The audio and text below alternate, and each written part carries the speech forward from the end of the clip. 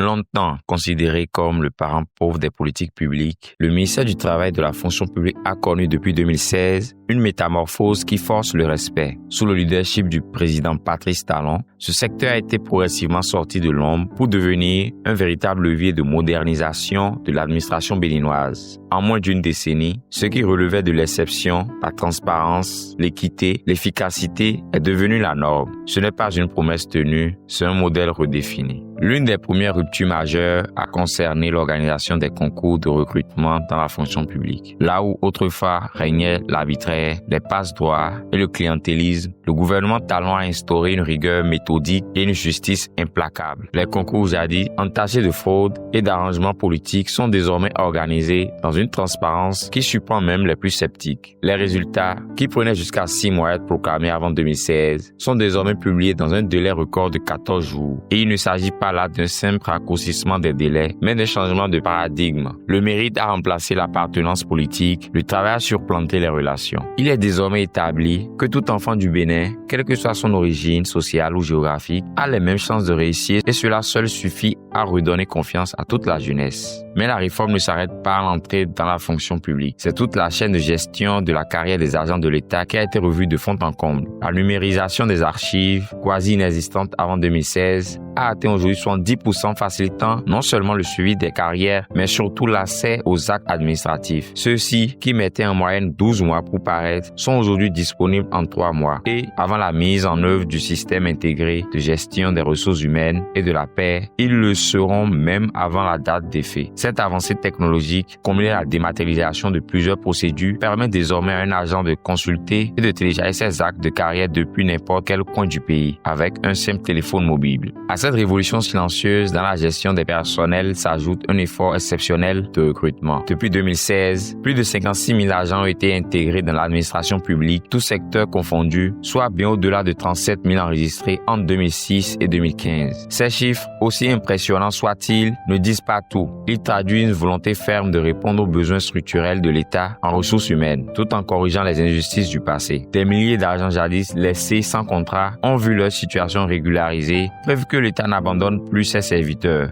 Pour ceux qui ont tout donné au service public. À la Caisse nationale de sécurité sociale également, des progrès notables ont été enregistrés. Rarement le délai de liquidation des pensions de 9 à 3 mois, avec pour ambition d'atteindre une transition sans interruption de revenus. Les conditions de vie des agents d'activité n'ont pas été oubliées. Contrairement aux engagements d'antan, souvent restés lettres mortes, le gouvernement a respecté, appliqué et amélioré les mesures attendues. Revalorisation des salaires, avancement automatique, apurement des arriérés, relèvement du SMIC à 52 000 francs CFA, défiscalisation partielle des bas salaires, les décisions ont été concrètes, ciblées, efficaces. Dans les faits, un instituteur adjoint qui percevait 87 000 francs CFA en 2016 touche aujourd'hui près de 130 000 francs CFA. Un aide-soignant voit son revenu grimper de 50% et les agents de catégorie A1 enregistrent une hausse significative de 24%. Ce n'est pas un simple ajustement, c'est un repositionnement social assumé. Et les retraités aussi ont vu leur pension augmenter de 25% pour une nouvelle hausse de 2,4% en 2022, sans compter l'allègement des démarches administratives liées à leur situation. Dans le domaine du dialogue social, là encore, le changement est radical. Là où le pays vivait au rythme des grèves à répétition, l'heure est désormais au dialogue permanent, à l'anticipation, à l'apaisement.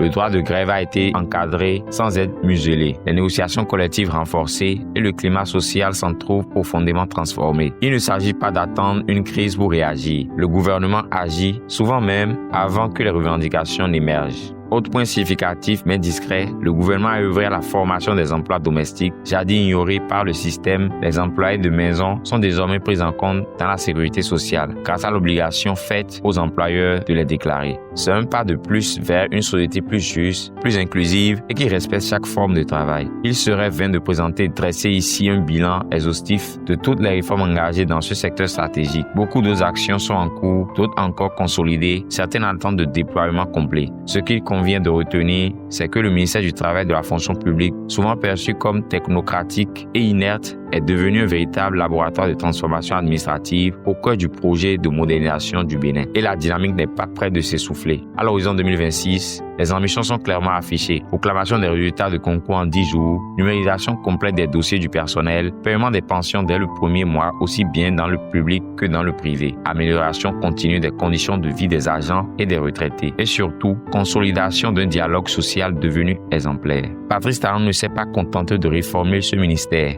Il en a fait un symbole du Bénin nouveau, celui où la compétence prime sur l'influence, où l'État respecte ses engagements, où le fonctionnaire est un acteur du progrès et non un simple rouage administratif. À l'heure du bilan, la fonction publique, longtemps à la traîne, s'impose désormais comme un pilier du renouveau institutionnel béninois.